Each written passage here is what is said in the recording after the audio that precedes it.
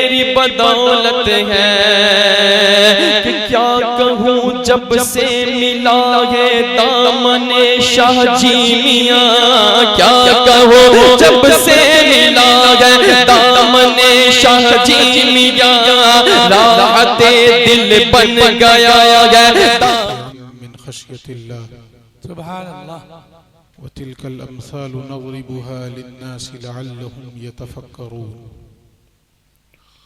वक़ाल तबारक व तआला फ़ी मक़ामिन आख़र इन्ना अरदना अल-अमानत अला अस्समावाति वल अर्दि वल जिबाल फ़अबैना अन यहमिलनहा व अशफ़क़न मिन्हा व हमलहा अल-इंसान इन्नहु कान ज़लूमन जहूला। आमन्तु बिल्लाह सदक़ल्लाहु मौलाना अज़ीम व सदक़ रसूलुहु नबियुल अमीनुल करीम व नहनु अला ज़ालिका लमिनश शाहिदीन वश्शाकिरीन वल्हम्दुलिल्लाहि रब्बिल आलमीन।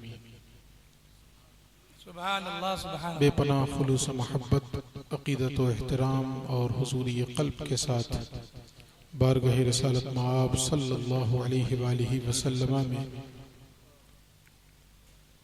नजराने दुरूद व सलाम पेश करने की हम और आप सआदतें हासिल करें। अल्लाहुम्मा सल्लि अला सय्यिदिना अल्लाहुम्मा सल्लि अला सय्यिदिना व शफ़ीइना व मौलाना मुहम्मदिन व अला आलि मुहम्मदिन बिअददि कुल्लि हुस्निही व जमालिही व बारिक व सल्लिम। मौलाया सल्लि व सल्लिम दाइमन अबदन अला हबीबिका खैरिल खल्क़ि कुल्लिहिम।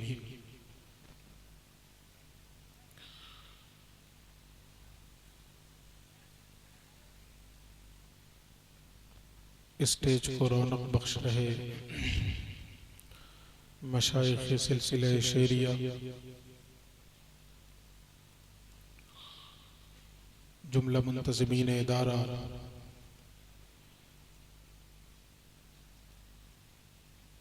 ख़ास तौर पर हज़रत मौलाना अनवार शेरी साहब, दिल की अथाह गहराइयों से मैं आप हज़रात की खिदमत में मुबारकबाद पेश करता हूँ।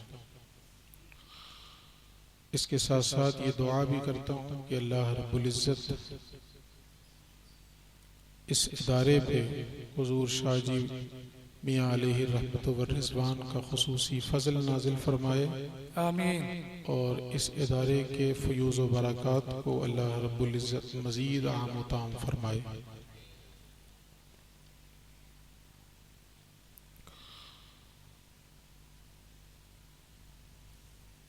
चंद बातें इस मौजू की मुनासिबत से मैं आपकी खिदमत में अर्ज़ करूँगा।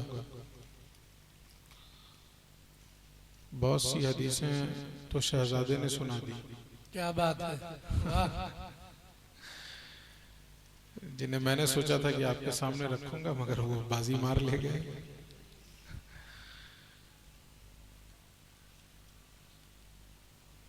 क्या है वो जो बढ़कर खुद उठा ले हाथ में मीना उसी का है, तो उठा लिया उन्होंने। माशाअल्लाह, अल्लाह रब्बुल इज़्ज़त सलामत रखे शहजादे को, और खूब खूब इल्म की दौलत से अल्लाह उन्हें माला माल फरमाए।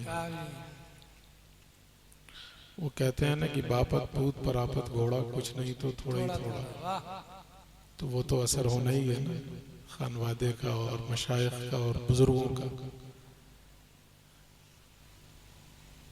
हमारे मौलाना अनवार साहब कह रहे थे कि घबरा गए। मैंने कहा ना ना, घबराए नहीं, वो सिर्फ नंबर भूल रहे थे, हदीस तो बराबर सुना रहे थे। क्या बात है। वो 2-3 मरतबा उन्होंने जो है हदीस नंबर 2 हदीस नंबर 2 कहा, तो वो नंबर में उन्हें कंफ्यूजन हो रहा था, बाकी हदीस उन्होंने बराबर सुनाई माशाअल्लाह। मैं बगैर किसी तमहीद के, चूँकि ऊपर ही से हुक्म है और होना भी वही चाहिए कि जलसे मुनासिब वक्त पे शुरू किए जाएं और मुनासिब वक्त पे ख़त्म कर दिए जाएं। जो बिलावजह जलसों को च्युइंगम की तरह खींचा जाता है और लंबा किया जाता है, हमारी ज़बान में कहते हैं लमड़ाया जाता है, वो बिल्कुल बेसूद होता है। और नतीजा उसका ये होता है कि जो नमाज़ों के पाबंद भी होते हैं, वो पूरी रात के जलसों में शिरकत की वजह से बसा औकात नमाजें उनकी रह जाती हैं। जो नहीं पढ़ते हैं उनका तो छोड़िए, उनके बारे में तो कोई कलाम ही नहीं है। जो पाबंद हैं उनकी भी कभी रह जाती है। तो जलसे, और आमतौर पे जलसे जो मतलब उन पूरी रात के जलसों में जो मुफीद बातें होती हैं ना, वो 2 से 2.5 घंटे की होती हैं। तो बाकी च्युइंगम की मिसाल मैंने दी है कि इब्तिदान 10 मिनट वो बड़ा अच्छा लगता है और उसके बाद रबड़ का टुकड़ा लगता है। तो अगर ऐसी अजीम जगहों से एक मैसेज दिया जाए जलसों के हवाले से, तो मैं समझता हूं कि ये दूर तक जाएगा कि वक्त से शुरू किए जाएं और वक्त पर ख़त्म कर दिए जाएं। तो बगैर किसी तमहीद के मैं अपनी बात शुरू करता हूं। सबसे पहले आपसे एक सवाल, कोई गैर मुस्लिम हम में से किसी को ये कहे कि मैं इस्लाम को समझना चाहता हूं, दीन को समझना चाहता हूं, किसी ऑथेंटिक बुक की तरफ हमारी रहनुमाई करो। इस्लाम को समझने के लिए कोई ऐसी किताब तो होगी ना जो हमारी मुआविन होगी, मददगार होगी, जिनके सफ़हात से मैं इस्लाम का फहम और उसका शऊर हासिल कर सकूं। अगर हम में से किसी से कोई गैर मुस्लिम ये सवाल करे तो जवाब में हम उसे कौन सी किताब पेश करेंगे? बोलिए, कुरान ही तो पेश करेंगे। इसलिए कि कोई और बुक पेश करेंगे तो दूसरे सिलसिले वाले उठ के कहेंगे नहीं जी हम नहीं मानते।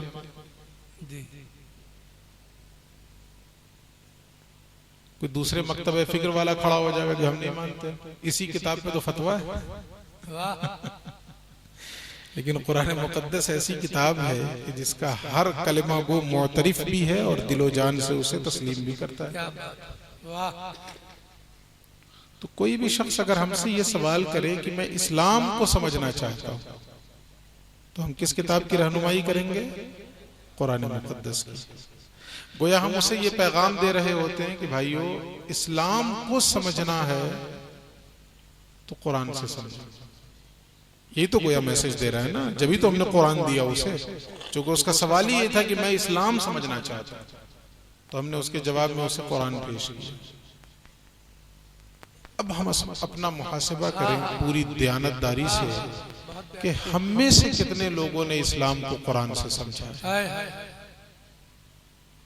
मुहासिबा करें।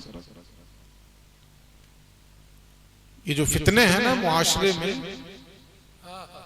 जो फसाद बरपा है, इस्लाह के नाम पे फसाद फैलाया जा रहा है, जिसको कुरान ने कहा वइज़ा क़ील लहुम ला तुफ़सिदू फ़िल अर्द क़ालू इन्नमा नहनु मुस्लिहून। जब उनसे कहा जाए कि जमीन में फसाद न फैलाओ, तो वो कहते हैं हम तो मुस्लिह हैं, हम तो इस्लाह चाहते हैं।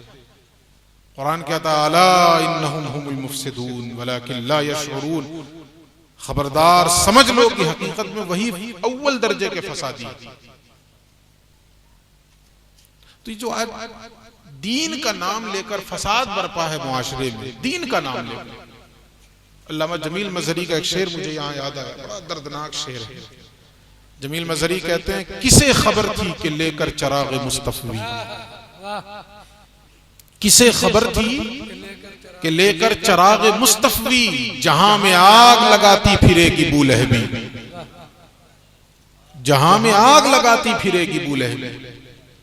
आज जो फितने फैल रहे हैं मुआशरे में, अलमिया ये है कि दीन का नाम लेकर फसाद बर्पा किया जा रहा है, दीन का नाम लेकर फितने फैलाए जा रहे हैं।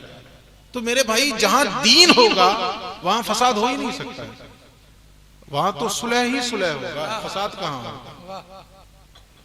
सुलह होगा ना, जहां दीन है वहां सुलह होगी कि फसाद होगा? भाई सुलह की जिद है फसाद, सुलह की जिद है फसाद, दीन में फसाद नहीं है। तो अगर फसाद निकल गया तो क्या बचा? सुलह बचा। अब तो इस पर भी फतवे लग रहे हैं कि सुलह कुल्ली है। अरे भाई, तो फसादे कुल्ली रहे कि फसाद फैलाते फिरो, फसाद फैलाते फिरो। तो किसे खबर थी कि लेकर चराग मुस्तफवी जहां में आग लगाती फिरेगी बूलहबी। वजह क्या है उसकी? दीन का नाम लेकर फसाद बर्पा किया जा रहा है। बुनियादी वजह उसकी ये है कि हम में से किसी ने इस दीन को कुरान से समझने की कोशिश नहीं की। जिस दिन उम्मत ये शऊर अपने अंदर बर्पा कर ले और पैदा कर ले कि इस दीन को हम कुरान से समझना शुरू कर देंगे, तो बहुत सारे फितने तो यूं ही बंद हो जाएंगे। तो आज के जलसे की मुनासिबत से सबसे पहली बात और सबसे पहला पैगाम हमारा यही है कि हम जिस दीन के मानने वाले हैं और जिस मजहब मुहज्जब पे अमल पैरा हैं, उसको समझने के लिए जो बुनियादी चीज है वो किताबुल्लाह। सुभान अल्लाह। बाद में बाकी चीजें आएंगी, लेकिन बुनियाद किताबुल्लाह। वो बुनियाद ही नहीं है तो बाकी चीजें लेकर आप क्या करेंगे? अगर बुनियाद ही खत्म हो गई, नीचे से कट गई, तो बाकी इमारतें किस काम की? यहां पे एक हदीस सुनिए। अल्लाह के नबी फरमाते हैं सतकून फितनुन, अनकरीब फितने उठेंगे, अनकरीब फितने उठेंगे। जैसे ही रसूलुल्लाह ने यह फरमाया कि अनकरीब फितने उठेंगे, फौरन हजरत अली खड़े हुए और उन्होंने अर्ज की मल मखरज मिन्हा या रसूल अल्लाह, ए अल्लाह के रसूल उस फितने से निकलने का रास्ता बताएं। अब जरा गौर कीजिए, यहां पे रुक के रसूलुल्लाह ने क्या फरमाया? अनकरीब फितने उठेंगे। और जवाब में हजरत अली ने खड़े होकर क्या सवाल किया? या रसूल अल्लाह उस फितने से बचने का रास्ता बताएं। अब यही फर्क है ईमान का। अगर मैं रहूं, आप हो इस जगह पे और हमारे मशाइख कोई बात कह दे कि भाई देखो अनकरीब बहड़ी में कोई फितना उठने वाला है, तो हम लोग धीरे से साइड से आवेंगे, 150 नजराना पेश करेंगे और कान में पूछेंगे हजरत कब उठेगा और कहां से उठेगा, उस फितने की नौइयत क्या होगी, उसकी कैफियत क्या होगी, कौन लोग उसमें मुलव्विस होंगे। नहीं, हमारा रवैया महज मालूमात हासिल करना, ये भी मालूम हो जाए, ये भी मालूम हो जाए, ये भी मालूम, हम सिर्फ मालूमात हासिल कर रहे हैं। बड़े शौक से जो है हम इंटरनेट पे तलाशते रहते हैं क़यामत कब आएगी। अरे तैयारी कौन कर रहा है? मालूमात हासिल कर रहा है। अल्लाह के नबी ने फरमाया अनकरीब फितने उठेंगे। हजरत अली ने खड़े होकर इस किस्म का कोई सवाल नहीं किया, रसूल अल्लाह कब उठेगा, कौन सा फितना होगा, कौन लोग मुलव्विस होंगे, फितने की कैफियत क्या होगी, नौइयत क्या होगी, इस किस्म का कोई सवाल नहीं। बल्कि सवाल क्या कह रहे हैं? ए अल्लाह के नबी, आपने फरमाया है फितने उठेंगे, सूरज अपना रास्ता बदल सकता है मगर आपकी जबान से निकली हुई बात गलत नहीं हो सकती। आपने कह दिया फितने उठेंगे तो उठेंगे, और जब फितने उठते हैं तो पहचान में आ जाते हैं, पहचान आ जाती है उसकी। हवाएं चलती हैं तो समझ में आता है, तूफान आता है तो एहसास हो जाता है, जलजले आते हैं तो महसूस हो जाता है, फितने आएंगे तो पता चलेगा। हजरत अली कह रहे हैं या रसूल अल्लाह जब भी उठे पता तो चल ही जाएगा। बदकिस्मती से अगर मेरी मौजूदगी में वो फितना उठ गया तो खुदारा एक करम और कीजिए, मैं अपने आप को उस फितने से बचाऊंगा कैसे, उसका रास्ता बताइए, उस फितने से बचने का रास्ता बताइए। तो अल्लाह के नबी ने फरमाया किताबुल्लाह, किताबुल्लाह। अली, उस फितने से बचने का एक ही रास्ता और वो है अल्लाह की किताब, वो है कुरान मुकद्दस। सुभान अल्लाह। फितने से बचने का एक ही रास्ता अल्लाह की किताब। और अगर इंसान ने अल्लाह की किताब से अपना रिश्ता कमजोर किया तो फितनों में मुब्तला होना फितरी है। जो ही हमारा रिश्ता किताबुल्लाह से कमजोर हुआ, वो हदीस है ना, हम लोग मुहर्रम के मौके पर उसको सुनते हैं और भूल जाते हैं, और हम लोग भी सुनाते हैं सिर्फ। अल्लाह के नबी ने फरमाया लोगों मैं तुम्हारे दरमियान से रुखसत हो रहा हूं मगर जाते जाते दो भारी चीजें छोड़े जा रहा हूं। इन्नी तारिकुन फीकुम सकलैन, दो अजीम चीजें छोड़े जा रहा हूं, भारी चीजें छोड़े जा रहा हूं। वो दो चीजें क्या हैं? तो दो रिवायतों में अलग अलग है, एक तो दोनों में कॉमन है और दूसरी चीज दो रिवायतों में अलग अलग है। पहली चीज किताबुल्लाह, दोनों में, दोनों रिवायतों में दो भारी चीजें जोड़े जा रहा हूं, एक अल्लाह की किताब। दूसरी चीज एक हदीस में कहा मेरी अहले बैत, और दूसरी हदीस में कहा मेरी सुन्नत। अब आप कहेंगे कि भाई अलग क्यों हो गया ये? रसूलुल्लाह ने कहा दो भारी चीजें छोड़े जा रहा हूं, तो एक तो समझ में आया किताबुल्लाह, लेकिन दूसरी तो अलग अलग हो गई ना, तो फिर बजाय दो के तीन हो गई। तो दरअसल ये है एक ही, दर हकीकत है एक ही, किताबुल्लाह, अल्लाह की किताब। दर हकीकत एक ही चीज है, उसी की अहमियत है। अब साथ में जो दो चीजें और बताई हैं, मेरी अहले बैत और मेरी सुन्नत, ये दो बताने का मकसद ये है कि असल तो किताबुल्लाह है, लेकिन इस किताबुल्लाह का फहम हासिल करना चाहोगे तो फहम के दो ही सोर्स होंगे, एक मेरी अहले बैत और दूसरी मेरी सुन्नत। इस किताबुल्लाह का शऊर कैसे हासिल होगा, तुम्हें समझोगे कैसे तुम? चूंकि ये किताब है तो किताब हिदायत, मगर खुद ये किताब कह रही है युदिल्लु बिही कसीरन व यहदी बिही कसीरा। इसी किताब से बहुत से लोग गुमराह भी होंगे और इसी किताब से बहुत से लोग हिदायत याफ्ता भी होंगे। हिदायत याफ्ता वो होंगे जो इस किताब को समझने के लिए इन दो चीजों का सहारा लेंगे, एक रसूलुल्लाह की अहले बैत और दूसरे रसूलुल्लाह की सुन्नत। तो दरअसल है एक ही चीज, किताबुल्लाह, अल्लाह की किताब, अल्लाह की किताब। इस वक्त उम्मत का अलमिया ये है कि इस किताब को हमने पसे पुष्ट डाला, पसे पुष्ट डाल दिया हमने इस किताब को। अल्लामा इकबाल ने बड़े दर्दनाक अंदाज में एक रुबाई कही है। इकबाल कहते हैं, बबंदे सूफियो मुल्ला असीरी, बबंदे सूफियो मुल्ला असीरी।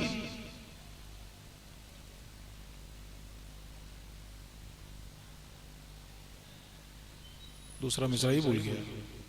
अल्लाहुम्मा सल्ली व सल्लिम व बारिक अला सय्यिदिना।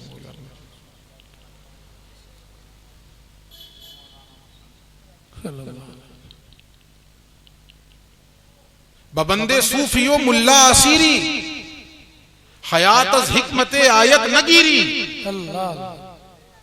बाया तस्तुरा कारे जुजीनी क्या यासीन ऊ आसां बमीरी। इकबाल कहते हैं, तू मुल्ला और सूफी के फंदे में ऐसा फंसा कि तुझे कुरान की आयतों से हिकमत निकालने का कोई एहसास ही नहीं रहा कि हम इसकी आयतों से हिकमत की बातें निकालें, जिंदगी निकालें। बायातस्तुरा कारे जुजीनीस, कुरान की आयतों से इसके अलावा तुम्हारा कोई सरोकार नहीं रह गया कि अज यासीन ऊ आसान बमीरी, कि तुमने कुरान की यासीन से मरना आसान किया है। बस मरना आसान किया। जब कोई हिचकी ले रहा हो ना नज़ा की, तो बस सिराने बैठ के सूरह यासीन पढ़ो ताकि जल्दी मर जाए। मरना आसान किया। अफसोस है इस उम्मत के लिए, अलमिया है कि जिस किताब से जिंदगी लेनी थी उस किताब से भी हमने मौत लिया। तो हजरत अली से अल्लाह के नबी ने फरमाया, किताबुल्लाह, अली उस फितने से बचने का एक ही रास्ता, क्या? अल्लाह की किताब। अब उस किताब की अजमत बयान की रसूलुल्लाह ने खुद, जो हामिले किताब है वो खुद अजमत बयान कर रहे हैं, उनसे बेहतर कौन समझ सकता है? तो अजमत क्या है सुनिए। अल्लाह के नबी फरमाते हैं, फीह नबअ मा क़ब्लकुम व ख़बर मा बअदकुम व हुक्म मा बैनकुम। ये वो किताब है कि जिसमें तुमसे पहले वालों की भी खबर है। नबअ मा क़ब्लकुम, उनके भी हालात मौजूद हैं। वह खबर मा बअदकुम, और जो तुम्हारे बाद आने वाले हैं उनका भी बयान इसी में, उनकी भी खबर इसी में। और आगे कहा, वह हुक्म मा बैनकुम, और जो कुछ तुम्हारे दरमियान इस वक्त है उसका भी फैसला इसी में। अल्लाह अल्लाह, उसका भी हुक्म इसी में। आसान लफ्जों में कहें, फी नबअ मा क़ब्लकुम व ख़बर मा बअदकुम व हुक्म मा बैनकुम, तो आसान लफ्जों में इसका तर्जुमा यूं होगा, ये वो किताब है जिसमें माजी भी है, मुस्तक़बिल भी है, हाल भी। इस किताब में माजी भी है, इस किताब में मुस्तक़बिल भी है, और इस किताब में हाल भी। सूफिया के यहाँ अकीदा है कि अल्लाह ने अपने हबीब को मा काना व मा यकून का इल्म अता किया। सूफिया के यहाँ, अच्छा सूफिया जो है ना वो कोई दलील वलील नहीं, वो मुशाहिदे से समझते हैं। ये दलील हम जैसे लोगों के लिए। सूफिया कहते हैं, भाई जब अल्लाह रब्बुल इज्जत हमें इतना दिखा रहा है तो अपने हबीब को उसने कितना दिखाया। वो मुशाहिदे की कैफियत से वो समझते हैं। तब ये जो अकीदा हुआ ना हमारा, उस पर दलील इस टुकड़े से लीजिए, इस हदीस की। हदीस का टुकड़ा क्या है? इस किताब में माजी भी है, मुस्तकबिल भी है, हाल भी है। तो ये किताब नाजिल हुई किस पर? मुहम्मदुर रसूलुल्लाह सल्लल्लाहु अलैहि वसल्लम पर। और इस किताब को सबसे ज्यादा, बल्कि सबसे ज्यादा न कहें, यूं कहें, इस किताब को अगर मुकम्मल किसी ने समझा है तो वो सिर्फ हुजूर की जात है, वो सिर्फ हुजूर की जात है। तो जब मुकम्मल समझ लिया है हुजूर ने, तो इस किताब में माजी है तो हुजूर ने माजी भी समझ लिया, इस किताब में मुस्तकबिल है तो हुजूर ने मुस्तकबिल का भी इल्म हासिल कर लिया, और इस किताब में हाल है तो हुजूर को हाल का भी इल्म है, माजी का भी इल्म है, मुस्तकबिल का भी इल्म है, हाल का भी। और इसी किताब के जरिए जी, चूंकि अल्लाह के नबी खुद कह रहे हैं ये वो किताब है जिसमें तुमसे पहले वालों की भी खबर है, तुमसे बाद वालों की भी खबर है, और इस वक्त तुम्हारे दरमियान जो चल रहा है उसका भी हुक्म इसी में मौजूद है। अगला टुकड़ा सुनिए, अल्लाह के नबी फरमाते हैं हुवल हुक्म हुवल फस्ल लैसा बिल हज़्ल, ये वो किताब है जो फैसला करने वाली है, हंसी मजाक नहीं है, ठट्ठा नहीं है। इसको कुरान ने भी एक मकाम पे कहा है, इन्नहु लक़ौलुन फ़स्ल वमा हुवा बिल हज़्ल, ये कौले फैसल है। आज हम चिल्ला रहे हैं कि फलां हुकूमत ने इस्लाम के आयली क़वानीन पे अटैक किया, निज़ाम तलाक पे और निज़ाम निकाह पे जो है हुकूमत की नजर पड़ रही है, और वो हमारे निज़ाम तलाक को और निज़ाम निकाह को और वगैरह वगैरह, ये जो आयली उसूल हैं, इस्लाम के आयली क़वानीन हैं, उन्हें बदलने की हुकूमतें साजिश कर रही हैं। मैं कहता हूं उनकी साजिशें अपनी जगह है, लेकिन मा असाबकुम मिन मुसीबतिन फबिमा कसबत अयदीकुम, जो मुसीबत तुम्हें पहुंच रही है वो तुम्हारे अपने हाथों की कमाई है। वजह क्या है? अगर हमारे दरमियान कभी तनाज़ा पैदा हुआ तो अल्लाह कह रहा है, अल्लाह के नबी कह रहे हैं कि ये किताब कौले फैसल है। तुम्हारे दरमियान जो भी झगड़ा हो जाए, जो भी तनाजा हो जाए, उस तनाजा के फैसले के लिए किसी नेता की चौखट मत खटखटाओ, उस तनाजा के फैसले के लिए कुरान के सफ़हात पलटो, अपने मसाइल का तस्फिया वहां से करवाओ। ये उम्मत गई है अदालत का दरवाजा खटखटाने, तो अदालत की नजरें उठी है, तो हुकूमत की नजरें उठी है, वरना नहीं उठती। ये मुसलमान गया है अदालत का दरवाजा खटखटाने, ये मुस्लिम खवातीन गई हैं अदालत का दरवाजा खटखटाने। वजह क्या हुई उसकी? इसलिए कि हमने इस कुरान मुकद्दस को फैसल समझा ही नहीं कि ये हमारी जिंदगी का फैसला करने वाली किताब है। हम अपनी जिंदगी के शबो रोज कैसे गुजारेंगे उसका फैसला कोई और नहीं करेगा, अल्लाह की किताब करेगी। हुवल फस्ल लैसा बिल हज़्ल।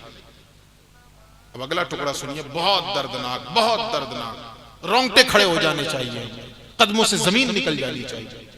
अल्लाह के नबी फरमाते हैं हुवल्लज़ी मन तरकहु मिन जब्बारिन क़समहुल्लाह, यही वो किताब है जिसने इस किताब पे जुल्म करते हुए इसे पसे पुष्ट डाला, इसे अपने पीठ के पीछे डाला। क़समहुल्लाह, अल्लाह रब्बुल इज्जत उसे जलील कर देगा, अल्लाह उसे पीस के रख देगा, अल्लाह उसे रुस्वा करके छोड़ेगा। तो मेरे भाई, हम लोग बेशतर मकामात पे खुतबे में सुनते हैं मन यहदिहिल्लाहु फला मुदिल्ल लहु व मन युद्लिलहु फला हादिय लहु, जिसे अल्लाह गुमराह कर दे उसे कौन हिदायत दे सकता है, जिसे अल्लाह रुस्वा कर दे उसे कौन इज्जत दे सकता है, जिसे अल्लाह जलील कर दे उसे कौन मनसब अता कर सकता है। तो हुकूमतों पे ताने बाद में कीजिए, हुकूमतों पे जबान बाद में खोलिए, पहले हम अपने अमाल का जायजा लें, अपना मुहासिबा करें। अल्लाह के नबी ने कहा था इस किताब से रिश्ता तोड़ोगे अल्लाह जलील कर देगा, अल्लाह पीस के रख देगा। और ये हो रहा है, हुवल्लज़ी मन तरकहु मिन जब्बारिन क़समहुल्लाह। हदीस बहुत लंबी है लेकिन दो टुकड़ा आखिर का सुनाता हूं, इसी हदीस का दो टुकड़ा आखिर का। फरमाया अल्लाह के नबी ने मन इब्तगल हुदा फी गैरिही अदल्लहुल्लाह, मन इब्तगल हुदा फी गैरिही अदल्लहुल्लाह, जिसने इस कुरान के अलावा कहीं और से हिदायत तलाश करने की कोशिश की अल्लाह उसे गुमराह कर देगा। इस कुरान के अलावा कहीं और से हिदायत तलाश करने की कोशिश की। हम कहां से हिदायत तलाश करते हैं? हमारे मौलाना ने कहा, हमारे मौलाना ने कहा, हमारे मौलाना की किताब में, हमारे मौलाना की किताब में। और अल्लाह की किताब भूल गए। और हदीस कह रही है, अल्लाह के नबी कह रहे हैं, मन इब्तगल हुदा फी गैरिही अदल्लहुल्लाह। ये जो गुमराही फैली हुई है, वजह क्या है? दिल है मुसलमान मेरा ना तेरा, मैं भी नमाजी तू भी नमाजी। एक दूसरे पे गुमराही के फतवे लगाने वालों, मैंने तकरीर में कहा कि न्यूजीलैंड में हादसा हुआ तो मुझे उसका बहुत गहरा असर हुआ। तो मैंने तकरीर में कहा बाद में लोगों से, काहे गम मनाते हो, क्यों रोते हो? भाई दुनिया में कोई मुसलमान बचा है जो गम करते हो? कोई एक आदमी बताओ जो मुसलमान है। मैंने आपको काफिर कहा, आपने मुझे काफिर कहा, इन्होंने इसको काफिर कहा, इन्होंने इसको काफिर कहा, तो सब तो काफिर है। तो जश्न मनाओ, फिर तो जश्न मनाओ ना कि काफिर था मर गया, अच्छा हुआ। उसका एहसान मानो जिसने मारा है। ये जो खराबियां पैदा हो रही हैं, जो गुमराही आ रही है, क्यों? मन इब्तगल हुदा फी गैरिही। हमने कुरान छोड़कर कहीं और से हिदायत तलाश करना शुरू कर दिया है। और अल्लाह के नबी ने कहा, जिसने कुरान छोड़कर कहीं और से हिदायत तलाश की, अल्लाह गुमराह कर दे। और मैंने पहले बताया आपको, मैं युदलिलहु फला हादी लह। जिसे अल्लाह गुमराह कर दे तो मौलवी साहब की किताब उसे हिदायत दे देगी। बताइए ना। और आखिरी टुकड़ा सुनिए, वमन दआ इलैहि फक़द हुदिया इला सिरातिन मुस्तक़ीम।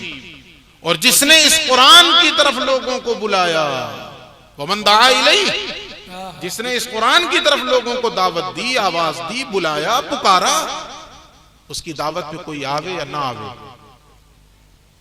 उसकी दावत पे लोग लब्बैक कहें या न कहें, बिशारत सुनिए अल्लाह के नबी क्या कह रहे हैं, फक़द हुदिया इला सिरातिन मुस्तक़ीम। जिसने बुलाया, अल्लाह ने उसे सिरात मुस्तक़ीम की हिदायत दे दी। सुभान अल्लाह, सुभान अल्लाह।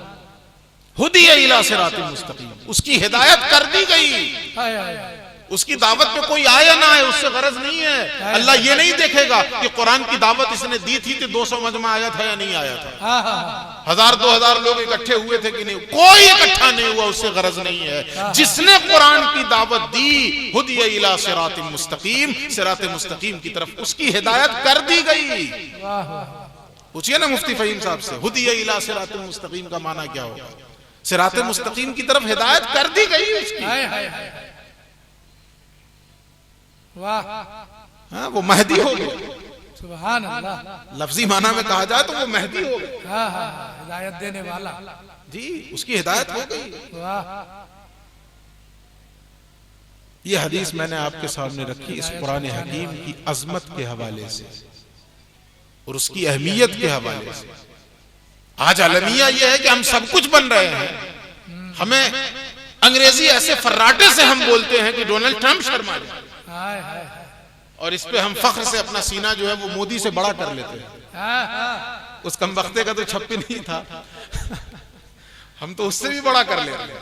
ओहो, हम तो वो अंग्रेजी बोल रहे हैं और हमारे बच्चे अंग्रेजी बोल रहे हैं।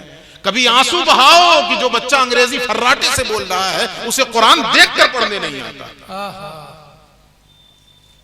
उसे देखकर कुरान नहीं पढ़ना आ रहा है, तो ये अंग्रेजी काम नहीं देगी। इस मौके पर मैं एक किस्सा सुनाता हूं अवामी किस्म का जी। चंद दोस्त थे, उनमें कोई डॉक्टर था, कोई इंजीनियर था, कोई प्रोफेसर था, कोई कुछ था, कोई कुछ था। सारे दोस्तों ने आपस में यह तय किया कि यार वेकेशन का मौका है, छुट्टी का मौका है, चलो कहीं सैर करते हैं, एंजॉय करते हैं इस छुट्टी को। सारे दोस्तों ने तय किया कि चलो साहिल समंदर चलते हैं, समंदर के किनारे सैर करेंगे। पहुंच गए सब लोग समंदर के किनारे। मान दिल में ये ख्याल आया कि चलो इतना किनारे आ गए तो जरा अंदर की भी सैर हो ही जाए, जरा समंदर की भी तफरीह कर ली जाए। करीब में एक कश्ती थी, उस कश्ती का एक मल्लाह था, उससे तय तमाम किया और उसकी कश्ती में सवार होकर ये लोग समंदर की सैर को निकले। गुफ्तगू शुरू की इन दोस्तों ने उस मल्लाह से, तो पूछा भाई तुमने तालीम कितनी हासिल की जी? तो उस मल्लाह ने कहा बड़े दुख के साथ, बड़े रंज के साथ कि भाइयों देखो बचपन में मेरे बाप का इंतकाल हो गया तो चाह कर भी मैं पढ़ नहीं सका, मैं बिल्कुल जाहिल हूं, अंगूठा टाइप। तो इन दोस्तों ने उस मल्लाह से कहा कि तुमने अपनी आधी जिंदगी बर्बाद कर ली, तुमने अपनी आधी जिंदगी बर्बाद कर ली। तो उस मल्लाह को बड़ा दुख हुआ, बड़ा रंज हुआ, यार मैंने अपनी आधी जिंदगी बर्बाद कर ली। कुछ देर के बाद समंदर में तूफान आया, कश्ती हिचकोले खाने लगी, बिलखीर पलट गई। सुबह इत्तेफाक इन दोस्तों में से किसी एक को भी तैरना नहीं आता था, और मल्लाह तो पैदाइशी तैराक। जब वो तैर कर निकलने लगा तो इन दोस्तों ने चीखना शुरू किया, खुदा रहा हमें छोड़ कर न जाओ, हमें भी अपने साथ ले लो, हमें बचा लो, हमें बचा लो। तो मल्लाह ने घूमकर बड़े निराले अंदाज में जवाब दिया, कहा भाइयों, जो इल्म मैंने हासिल नहीं किया उसने मेरी आधी जिंदगी बर्बाद की, लेकिन जो इल्म तुमने हासिल नहीं किया उसने तो तुम्हारी पूरी जिंदगी बर्बाद कर दी। काश इंजीनियर बनने के साथ साथ तैरना भी सीख लिया होता तो आज जिंदगी बच गई होती। क्या बात। डॉक्टर बनने के साथ साथ तैरना भी सीख लिया होता तो आज जिंदगी बच गई होगी। मैं मानता हूं कि हमारी आधी जिंदगी खराब है जी। हमारे उलमा के पास इतने पैसे नहीं होते हैं, सब तो हजरत अनवर शेरी साहब तो नहीं हो जाएंगे सब तो नहीं हो जाएंगे। माशाल्लाह इनको अल्लाह ने बड़ा नवाजा, ये बुजुर्गों का करम है। ज़ालिका फ़ज़लुल्लाह युतीहि मन यशा, ये अल्लाह का फजल है, वो जिसे चाहता है अता फरमाता है। तो मैं मानता हूं बेशक बेशक मदरसे में पढ़ने वाले, पढ़ाने वाले, इनकी आधी जिंदगी बर्बाद होती है, इनकी आधी जिंदगी बर्बाद होती है। इनके दस्तरखान पे अच्छे खाने नहीं होते, इन्हें पहनने के लिए अच्छे कपड़े नहीं होते, मगर अगर कोई इंजीनियर और कोई डॉक्टर और कोई प्रोफेसर बनकर इन्हें ताने दे तो पलट के ये कहना चाहिए कि नालायक, मैंने तो आधी जिंदगी बर्बाद की है, तुमने तो अपनी पूरी आखिरत तबाह कर दी, तुमने तो पूरी आखिरत बर्बाद कर दी है। काश तुम इंजीनियर बनने के साथ साथ तुमने कुरान का भी इल्म हासिल किया, कुरान का भी फहम हासिल किया होता। अफसोस है इस मिल्लत पर और इस उम्मत पर, अलमिया है इस उम्मत और इस मिल्लत पर कि हम सब कुछ सीख रहे हैं, हमने अगर सानवी हैसियत किसी को दे रखी है तो वो किताबुल्लाह। बेशक बेशक बेशक। बच्चा पैदा हुआ, ए फॉर एप्पल हम सिखाने लग जाते हैं जी, लेकिन अलिफ बा की तालीम नहीं शुरू होती है। मम्मी डैडी पापा ये बोलना शुरू कर देता है, लेकिन उसे अल्लाह के नाम नहीं मालूम होते। हफीज जालंधरी ने कहा ना कि मुझे मस्जिद से मकतब की तरफ तकदीर ने खींचा। उस जमाने में तालीम का आगाज जो है वो मस्जिद से होता था। हमारे बुजुर्गों ने अपनी तालीम का आगाज मस्जिद से किया, उसके बाद मस्जिद की जगह मकतब ने ली। अब तालीम मस्जिद से निकल के मकतब में आई, तो जो मस्जिद में अल्लाह रसूल, रूहानियत, वो सारी चीजें मौजूद थी, वो रुखसत हुई। अब वो जमाना था, फिर भी गनीमत। अब तो मकतब से आगे बढ़कर हम 2 जूता आगे निकलकर जो है वो इंग्लिश मीडियम स्कूल पहुंच गए। अब तो सूरत हाल ये आ गई कि इंग्लिश मीडियम स्कूल भी नहीं, प्ले स्कूल जी।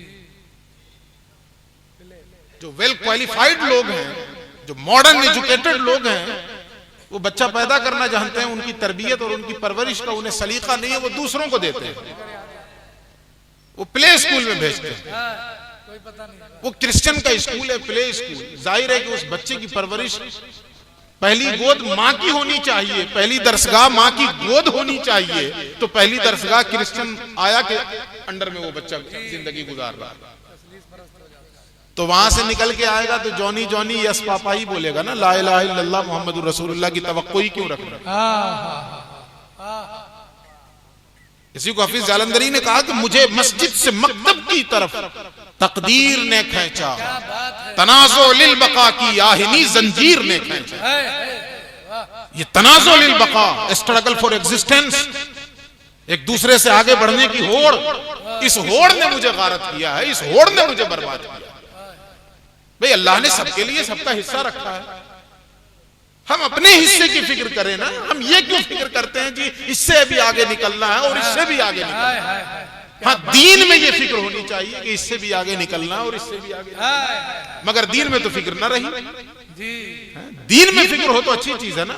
हजरत उमर हमेशा फिक्र किया करते थे कि आज अबू बकर से आगे निकल जाऊं, आज अबू बकर से आगे निकल जाऊं। ये फिक्र रहती थी कि नहीं हजरत अबू बकर, हजरत उमर को, जो तबूक के मौके पे रसूलुल्लाह ने ऐलान किया कि तुम्हारे माल की जरूरत है, वाकया सब जानते हैं। तो हजरत उमर के अंदर स्ट्रगल फॉर एग्जिस्टेंस उनके अंदर भी था। आगे बढ़ूं ये जज्बा उनके अंदर भी था, लेकिन किस चीज में आगे बढ़ूं? नेकियों में आगे बढ़ूं, अल्लाह के कुर्ब में आगे बढ़ूं।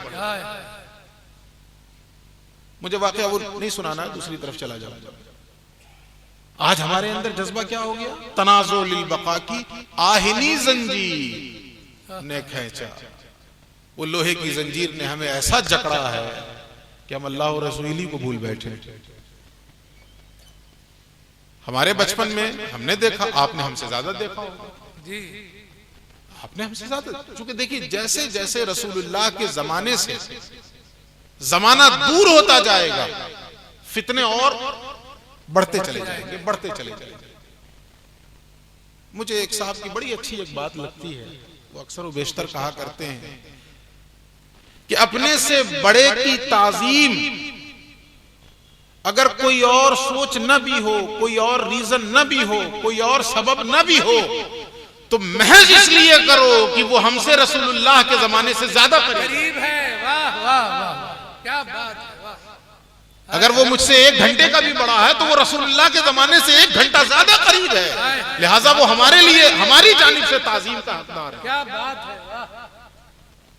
तो जैसे जैसे जमाना दूर होगा ना जमाना रिसालत माब सल्लल्लाहु अलैहि वसल्लम से, तो फितनों का दौरा होता चला जाएगा। तो मैंने अपने बचपन में देखा, आपने हमसे ज्यादा देखा होगा, मैंने अपने बचपन में देखा कि हमारी जब आंख बाद में खुलती थी, कान पहले जगता था, और वालदा और चची और दादी इन लोगों की तिलावत की आवाज कानों में आती थी। अल्लाह अकबर। कान पहले जग जाया करते थे, आंख बाद में खुलती। वो कानों में तिलावत की आवाज गूंजने लगती थी, वो रस घोलने लगती थी, उसकी शीरीनी का एहसास होता। क्या बात। अगरचे समझते नहीं। वो अकबर इलाहाबादी का एक शेर है कि तसव्वुफ के बयां को होश ने रू आशना पाया, मानी कुछ न समझा पर कयामत का मजा पाया। मानी कुछ न समझा पर कयामत का मजा पाया। ये कलामुल्लाह की खुसूसियत है कि इंसान मानी न भी समझे, जब भी उसके कानों में शीरीनी घुल जाती है, क्या बात, उसे खास किस्म की लज्जतों का एहसास होने लगता है, एक खास किस्म की कैफियत उसके अंदर उतर जाया करती है। तो हमारे बचपन में ये होता था, आपने अपने बचपन में हमसे ज्यादा देखा होगा। लेकिन जैसे जैसे जैसे जैसे हम तरक्की किए, जमाना कहता है हम तरक्की कर रहे हैं, कभी हमने गौर किया कि हम तरक्की कर रहे हैं, तनज़्ज़ुली कर रहे हैं? हम तरक्की कर रहे हैं, तनज़्ज़ुली के शिकार हो रहे हैं? तरक्की कहां कर रहे हैं? ना ना, हमें तो दुआ करना चाहिए कि या अल्लाह हमें फिर पीछे वाले जमाने में पलटा दे, इतना पीछे पलटा दे कि हम पत्थरों के जमाने में आ जाए, जो जमाना रसूलुल्लाह का। हमें यह तरक्की नहीं चाहिए। इस तरक्की ने हमसे हमारा दीन छीना,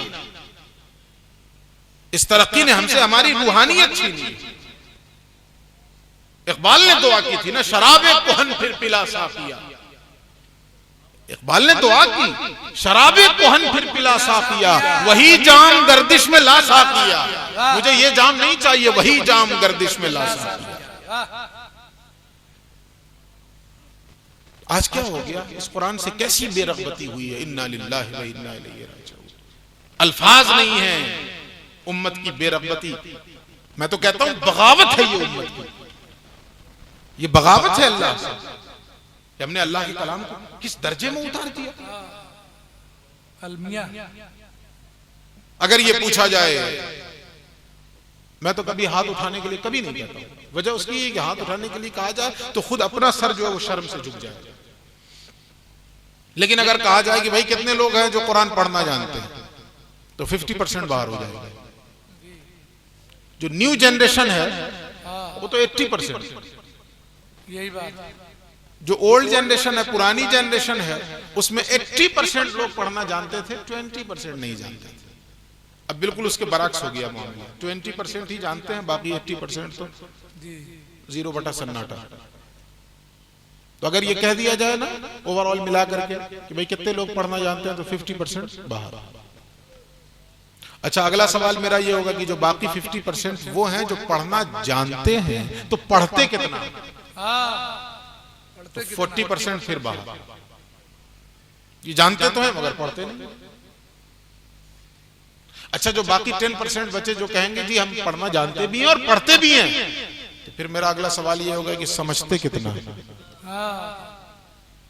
ठीक है, आप पढ़ रहे हैं, समझते कितना है? तो मैं समझता हूं 9% फिर बाहर, एक बच गए। हम कहेंगे जी हम मुफ्ती साहब, जी हम आलिम साहब, जी हम फलां साहब, जी हम ढेका साहब, हम पढ़ते भी हैं, पढ़ना जानते भी हैं, पढ़ते भी हैं और समझते भी हैं। अब अगला सवाल ये होगा कि अमल कितना करते हैं?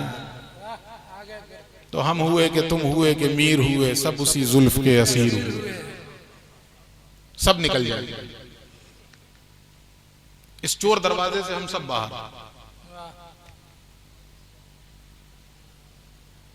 यहां पे रुक के मैं कुरान के हुकूक बता दूं कि हमारे ऊपर कुरान के हुकूक कितने हैं। ये हर मुसलमान तसव्वुर कर ले, सिर्फ कह देने से कि आमनतु बिल्लाहि व मलाइकतिही व कुतुबिही, कि मैं अल्लाह पर और उसके फरिश्तों पर और उसकी किताबों पर ईमान ले आया, सिर्फ ये कह देने से नहीं बच जाएंगे आप, जब तक उसके हुकूक की अदायगी नहीं होगी। उसके हुकूक क्या है? इमाम गजाली ने उसको बड़े अच्छे अंदाज में इकट्ठा किया। फरमाते हैं सबसे पहला हक है तस्दीक कुरान। तस्दीक कुरान। अब तस्दीक कुरान का अगर आसान लफ्जों में तर्जमा किया जाए तो ये होगा कुरान पर ईमान लाना। तो हम में का हर शख्स दावेदार हो जाएगा, ये जी ईमान तो है ना कुरान पर, बचपन से पढ़ते हैं ईमान मुफस्सल, कहो तो अब भी पढ़ते हैं, हमें हर शख्स दावेदार होगा ना, तस्दीक तो है हमारी। ना ना, तस्दीक का ये मतलब नहीं है। तस्दीक का ये मतलब है कि अल्लाह रब्बुल इज्जत ने अपने कलाम में जो कुछ लिखा है वो बरहक है और उसी में हमारी भलाई है, उसी में हमारी भलाई है। ये यकीन दिलो दिमाग में पैबस्त हो जाए। आज क्या कहा जा रहा है? कुरान ने सूद को हराम किया, कुरान ने रिश्वत को हराम किया। आज कहते नहीं जी मौलाना आज के जमाने में बगैर इसके काम ही नहीं चलता। तो कहां रहा तस्दीक कुरान? अल्लाह के नबी फरमाते मामन बिल कुरान मन इस्तहल्ल महारिमहु, उस शख्स का कुरान पर कोई ईमान है ही नहीं जो कुरान की हराम की हुई चीज को अपने लिए हलाल कर दे। अल्लाह ने जिस चीज को हराम किया अपने कलाम के जरिए तुमने उसे हलाल कर लिया, तो काहे का ईमान? ये लफ्जों से निकले हुए ईमान के बोल कयामत में हमारे मुंह पे मारे जाएंगे और अल्लाह कहेगा दफा हो जाओ यहां से। ये तुम्हारे ऐसे ईमान की हमें जरूरत भी नहीं। अल्लाह बेनियाज है, अल्लाह उस समझ, उसे किसी की परवाह नहीं है कि किस नाम से आए हो और किस भेष में आए हो, दफा हो। या सरापा नाला बन जा या नवा पैदा ना कर। इकबाल ने कहा या सरापा नाला बन जा या नवा पैदा ना कर।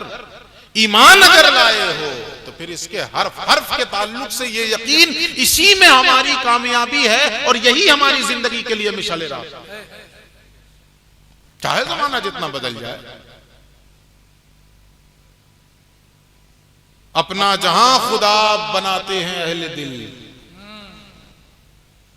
अपना जहां खुदा बनाते हैं अहले दिल, हम वो नहीं कि जिनको जमाना बना गया। ये अहले ईमान की शान होनी चाहिए कि जमाना हम बनाएंगे, कि जमाने की वजह से हम अपने आप को तब्दील करेंगे। अल्लाह ने इस उम्मत को इमामत अता फरमाई है, जमाने का रुख मोड़ना ये इसी उम्मत की जिम्मेदारी है। जमाना इस तरफ जा रहा है, सैलाब इस तरफ जा रहा है, इस उम्मत को कुरान के जरिए अल्लाह ने वो कुव्वत बख्शी है कि बहते हुए पानी के रुख को मोड़ दे ये उम्मत। उमर इब्न खत्ताब ने सिर्फ खत भेजा था, क्या बात है, वाह। और दरियाए नील जारी हो गया था कि नहीं? वाह वाह। सिर्फ खत ही तो भेजा था, खुद गए भी नहीं वहां। हैं, लोग कहते हैं तावीज में क्या असर है? बेवकूफ, वो खत भेज दिए तो दरियाए नील जारी हो गया। तो तुम कहते हो तावीज में क्या असर है? जिंदाबाद जिंदाबाद, वाह क्या बात है। तुम कहते हो तावीज में क्या असर है? उन्होंने खत भेजा और अल्लाह ही का तो नाम लिया था ना। ए नील, अगर तू अपनी मर्जी से चलता है तो बेशक ना चल, क्या बात है। लेकिन अगर खुदा की मर्जी से चलता है तो खुदा का बंदा उमर इब्न खत्ताब तुझे हुक्म देता है कि उसी रब की मर्जी से जारी रह। जारी हो गया। ये उम्मत उसे कुव्वत अता की गई है कुरान की, ताकत अता की गई है कुरान की। उसका मिसाइल ये है, उसका एटम बम ये है, जमाने का रुख इस कुरान से मोड़े हुए। अल्लाह के नबी ने एक मौके पर फरमाया कि देखो भाई, हर इंसान के साथ एक शैतान पैदा होता है। तो किसी साहबी ने बड़ी हिम्मत की, या रसूलल्लाह आपके साथ भी? अच्छा, आपके साथ भी पैदा होगा? हुजूर ने फरमाया हाँ मेरे साथ भी, मगर मैंने उसे मुसलमान कर लिया। सुभान अल्लाह, सुभान। अब मुसलमान कैसे किया? इकबाल से सुनिए, इकबाल से सुनिए। इकबाल क्या कहता है? जो रसूलुल्लाह का ये फरमान था उसी की तर्जमानी इकबाल का। इकबाल कहता है, खुश तरह बाशद मुसलमान अशकुनी, कुश्ते शमशीर कुरान अशकुनी। अजीम इंसान तो वो है जो उस शैतान को जो उसके साथ पैदा हुआ मुसलमान करे। और मुसलमान कैसे करे? कुश्ते शमशीर कुरान अशकुनी, कुरान की तलवार से उसकी शैतानत की जड़ काट दे, कुरान की तलवार से उसका कुफ्र काट दे और ईमान उसके दिलों के अंदर दाखिल। यह है कुरान की कुव्वत और यह है कुरान की। तो पहला हक इस कुरान का क्या है? तस्दीक कुरान। समझ गए? आइए दूसरा हक, तरतील कुरान। तरतील माना गौर कीजिए, पूछिए उलमा से। या अय्युहल मुज़्ज़म्मिल क़ुमिल लैला इल्ला क़लीला निस्फ़हु व इंक़ुस मिन्हु क़लीला औ ज़िद अलैहि वरत्तिलिल क़ुरान तरतीला, वरत्तिलिल क़ुरान तरतीला। ए हबीब, इस कुरान को बार बार और ठहर ठहर कर पढ़ें, बार बार और ठहर ठहर कर पढ़ें। अल्लज़ीना आतैनाहुमुल किताब यतलूनहु हक़्क़ तिलावती, जिन्हें हमने किताब इनायत की है वो इस किताब की तिलावत करते हैं जैसा उसकी तिलावत का हक है। रावलपिंडी एक्सप्रेस बनकर नहीं जी, हुफ्फाज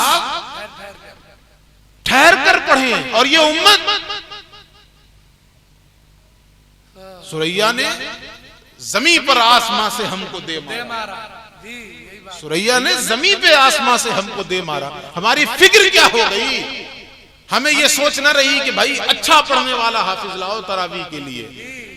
कोई अच्छा पढ़ने वाला अगर 20 मिनट ज्यादा लगा, यार क्या करते हो यार, तुम बड़े सुस्त हो, पैसेंजर हो तुम। इन्ना लिल्लाहि व इन्ना इलैहि राजिऊन। मजाक बना के रख दिया कुरान का। मैं साफ लफ्जों में कहता हूं कि अगर इस अंदाज से कुरान की तिलावत नहीं सुन सकते हैं तो फिर कुरान को बुलाने की जरूरत नहीं है, अपने इमाम से सूरत तरावी पढ़वा लें, सूरत तरावी पढ़वा लें, वरना ये कुरान की तौहीन न करें। ये कुरान का हक क्या? ठहर ठहर कर पढ़े। अल्लाह के नबी फरमाते हैं, ज़य्यिनुल कुरान बिअस्वातिकुम, कुरान को अपनी आवाजों से सजाओ, संवारो, अपनी आवाजों से सजाओ। अल्लाह के नबी रातों को अपने हुजरे से निकलकर टहलते थे तो सहाबा अपने अपने कमरे में तिलावत किया करते। छोटे छोटे कमरे होते थे, छोटा छोटा मकान होता था, आज की तरह हवेली तो नहीं होती थी। तो अगर कोई अपने कमरे में तिलावत कर रहा है तो बाहर आवाज भी आती थी, कोई साउंड प्रूफ दीवारें तो होती भी नहीं थी। हजरत अबू मूसा अशरी के घर के करीब से गुजरे तो हजरत अबू मूसा अशरी तिलावत कर रहे थे। रसूलुल्लाह के कानों में आवाज पहुंची, ठहर गए और काफी देर तक सुनते रहे, सुनते रहे, सुनते रहे, एक खास लज्जतें पाते रहे। सुबह को नमाज फजर के बाद जो ही हजरत अबू मूसा अशरी पे नजर पड़ी है रसूलुल्लाह की, तो बुला के कहते हैं, या अबा मूसा इन्नका क़द उतीत मिज़मारम मिन मज़ामीर आले दाऊद। कहते हैं, अबू मूसा, मैंने तेरी तिलावत सुनी है रात को, तेरी आवाज सुनकर मुझे ऐसा महसूस होता है कि अल्लाह ने आले दाऊद के साजों में से कोई साज तेरे गले में डाल दिया। अल्लाह अकबर, सुभान अल्लाह, सुभान अल्लाह, कोई साज तेरे गले में अल्लाह ने डाल दिया। क्या बात। हम क्या कर रहे हैं कुरान के साथ? हाय हाय, अरे तौहीन पर अरे क्या कर रहे हो भाई? यालमून तालमून, मुहावरा। मक्खियां भिनभिना रही हैं, मच्छर गनगना रहा है, क्या कर रहा है? अल्लाह के बंदो, कुरान की तौहीन है ये। वरत्तिलिल कुरान तरतीला। तो दूसरा हक कुरान का तरतील कुरान। पहला हक तस्दीक कुरान, दूसरा हक तरतील कुरान, और इसके बाद तीसरा हक तफहीम कुरान, जो कुछ पढ़ रहे हैं उसे समझा भी जाए। हाय हाय। आज बैंक का एक मैसेज आ जाए तो दौड़ के पहुंच जाएंगे मौलाना अनवार साहब के पास, इसको समझाइए तो। अच्छा बैंक का मैसेज आया क्या, कुछ आया क्या, कुछ 15 लाख वादा था, अच्छा होगा या नहीं होगा? कोई झूठे मैसेज बना के भेजे तो बेचैन हो जाएगा। हैं? अब तो ऐसे दलाल पैदा हो गए हैं मजहब के नाम लेवा, जो घूम घूम कर जो है उनके सपोर्ट और उनकी हिमायत के लिए मेहनतें कर रहे हैं। ऐसे दल्ले पैदा हो गए हैं। गारत करे अल्लाह रब्बुल इज्जत ऐसे लोगों को। कोई भी हो, चाहे जितना बड़ा नाम हो, अगर इस्लाम दुश्मन ताकतों की कोई हिमायत करता है तो हम उससे दस्तबरदारी और बेजारी का ऐलान करते हैं। हम न किसी सियासी पार्टी के मुआविन है न किसी के मुखालिफ, लेकिन जो इस्लाम दुश्मन है, जो मुसलमानों का गला काटे, हम उसकी हिमायत में बोलेंगे। गैरत मिट चुकी है, गैरत मिट चुकी है। खैर, तो क्या है तफहीम कुरान, जो कुछ हम पढ़ रहे हैं उसे समझें, उसे समझें। अल्लाह ने हमसे कहा क्या है। अल्लामा इकबाल कुरान पढ़ा करते थे तो वालिद गुजरते तो पूछते इकबाल क्या कर रहे हो, वो कहते जी कुरान पढ़ रहा हूं। फिर दूसरे दिन गुजरे, पूछा इकबाल क्या कर रहे हो, कहा जी कुरान पढ़ रहा हूं। फिर तीसरे दिन गुजरे, कहा इकबाल क्या कर रहे हो, कहा कुरान पढ़ रहा हूं। इनसे रहा नहीं गया, पूछा अब्बा जान रोजाना आप देखते हैं फिर क्यों पूछते हैं? तो कहा कि अच्छा ये बताओ कुरान पढ़ते हो तो क्या सोच कर पढ़ते हो? तो कहा जी नहीं कुछ नहीं सोच के ऐसे ही पढ़ते हैं। कहा ना ना, जब कुरान पढ़ो तो ये तसव्वुर करो कि अल्लाह तुमसे मुखातब है, और ये तसव्वुर करो कि कुरान तुम्हारे कल्ब पे नाजिल हो रहा है, तेरे ज़मीर पे जब तक न हो नुज़ूल किताब। इकबाल कहते हैं तेरे ज़मीर पे जब तक न हो नुज़ूल किताब, गिरह कुशा है न राजी न साहिबे कश्शाफ। अपने ज़मीर पे उतारो इस कुरान को, अब उसके बाद इस कुरान का फहम हासिल होगा। तो तीसरा हक तफहीम कुरान, चौथा हक तामील कुरान, जो कुछ हमने समझा उस पर अमल करें, उसके मुताबिक जिंदगी गुजारें। ये कुरान है क्या चीज? इकबाल कहते हैं फाश गोया माचे दर दिल मुजमरस, ये किताबें नीस चीजें दीगरस। इकबाल कहते हैं जो कुछ मेरे दिल में छुपा हुआ है ना, आओ मैं आज साफ साफ कह ही देता हूं। फाश गोया माचे दर दिल मुजमरस, क्या ये किताबें नीस चीजें दीगरस, ये सिर्फ किताब नहीं है, ये कोई और ही शय है। अगला शेर सुनिए, कहते हैं चू बजा दर रफ्त जहां दीगर शबद, जांचू दीगर शुद जहां दीगर शबद। कहते हैं जब ये कलाम अल्लाह का इंसान के कल्ब में उतरता है तो अंदर की दुनिया बदल जाती है। जहां दीगर शबद, और उसके बाद कहते हैं जांचू दीगर शुद जहां दीगर शबद। और जब इस कुरान के जरिए ये बदलता है तब ये बदलता है। जब ये जान बदलती है तो जहान बदलता है। जान बदली नहीं और इनकलाबी बनकर जहान को बदलने निकले हो। पहले खुद को बदलो, खुद को बदलो, खुद को बदलो। तो चौथी चीज क्या हुई? तामील कुरान, कुरान पे अमल। और पांचवी चीज है तबलीग कुरान। फिर जो कुछ हमने पढ़ा है, समझा है, अमल किया है, उसे दूसरों तक पहुंचाया जाए। अल्लाह अपने नबी से कह रहा बल्लिग मा उनज़िला इलैका मिन रब्बिक व इन लम तफ़अल फमा बल्लगत रिसालतहु। ए हबीब, जो कुछ आपके ऊपर नाजिल किया गया है उसे आप दूसरों तक पहुंचाइए। और कितना सख्त हुक्म है, गौर कीजिए आप। व इन लम तफ़अल फमा बल्लगत रिसालतहु। ए हबीब, अगर आपने ऐसा नहीं किया तो हम ये समझेंगे कि आपने रिसालत का हक ही अदा नहीं किया। रिसालत का हक ही अदा नहीं किया। और नबी के तवस्सुत से ये जिम्मेदारी हम पर आई। अल्लाह के नबी ने दो मकामात पे कहा। एक मकाम पे कहा फल युबल्लिग शाहिदुल गायब, मैंने अल्लाह की बातें तुम तक पहुंचा दी। लोगों, अब जो यहां मौजूद हैं उनकी जिम्मेदारी है कि आने वाली नस्लों तक मेरा पैगाम पहुंचाएं। और एक मकाम पे अल्लाह के नबी ने कहा बल्लिगू अन्नी वलौ आया, मेरी जानिब से पहुंचाओ दूसरों तक, अगरचे एक आयत का ही इल्म तुम्हें हो। एक आयत का भी इल्म हो जाए तो उसे दूसरों तक पहुंचाओ, उसे आने वाली नस्लों तक पहुंचाओ। तो पांचवा हक कुरान का क्या है? तबलीग कुरान। ये 5 हुकूक हो गए, तस्दीक कुरान, तरतील कुरान, तफहीम कुरान, तामील कुरान, तबलीग कुरान। जब तक ये 5 हुकूक बैक वक्त अदा न कर लिए जाएं, कयामत के दिन हम खड़े होकर ये नहीं कह सकते कि परवरदिगार हमने तिल कलाम का हक अदा कर दिया। अगर अल्लाह रब्बुल इज्जत ने हमसे पूछ लिया तो हम कहां जाए? मुबारकबाद के मुस्तहिक है ये बच्चे जिन्होंने अपने सीने में कुरान हकीम को महफूज किया है, लेकिन अभी जिम्मेदारी खत्म नहीं हुई है, अभी तफहीम बाकी है, उसे समझना भी है। इसलिए जो हदीस है वो क्या है? खैरुकुम मन तअल्लमल कुरान व अल्लमहू। तुम में बेहतरीन शख्स वो है जो कुरान याद करे और याद कराए। यही तर्जुमा है इसका। तुम में बेहतरीन शख्स वो है जो कुरान सीखे और सिखाए, जो कुरान सीखे और सिखाए। ये बहुत बड़ा कारनामा अंजाम दिया है असातिज़ा ने और इन बच्चों ने, लेकिन अभी जिम्मेदारी खत्म नहीं हुई है। अभी इस कुरान को सीखना भी है, सिखाना भी है, ताकि इस इदारे के जरिए मुआशरे में एक इनकलाब बर्पा हो, पुरानी मुआशरा बने, पुरानी मुआशरा बने जैसा मुआशरा कुरान चाहता है। बातें बहुत सी हैं लेकिन वक्त ज्यादा हो गया है ना। बातें बहुत सी थी, इंशाअल्लाह यार जिंदा सोबत बाकी। अल्लाह रब्बुल इज्जत दुआ करिए कि इन मशाइख के सदक़े में मेरी भी बीमारी दूर कर दे।